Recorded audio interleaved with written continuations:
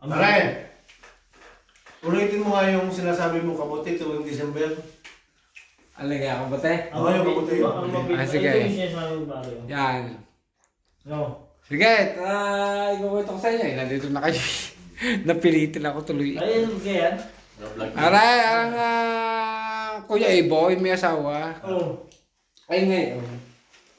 Pare, ang sabi nung asawa, naglilihi.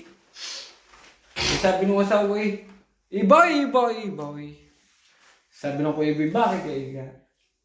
Ako kayo naglilihi. Ay gusto ko mamarang. Ay December pare, December? Ngayon, December ay walang kabuti. Ay wala. Ay sinama ba ako? Yung malamig Oh. eh.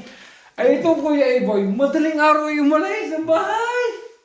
Nagpunta sa tabi ng tubig. Sa ilalim ng kawayan na sabi. Ay ngayon, may dalang... Parang sa ilog nagkuha. Oo, gayon. May dalang flashlight. Dahil mga kabuti ka, naglilihin. Oo. Tapos may dalang balde. Para nalagyan ng kabuti. Basta yung...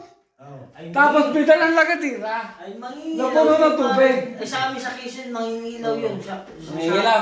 Basta sa amin ni kabuting namarang ang kinukuha. Mangingilaw yun. Ay pagdating nyo sa may kawayan. Hindi sa madalit sabi, ay kukuha ng kabuti. Oo. Mamarang. Pagdating ng sa may kawayan natin gawa, pinakindat-kindat nyo yun, madaling araw eh. Pinakindat-kindat nyo yung flashlight. Ay di pa na nakidlat na. Tapos isabay ko ng pag nung balday. Ay di pa na nakulaw. Oo, ay sabay dilig ng lagatera.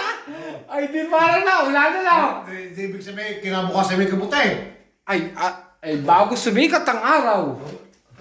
Si Bulan ang mamarang.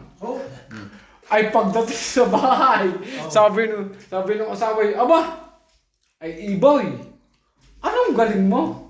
At napasipul mo mamarang? Ay December. December.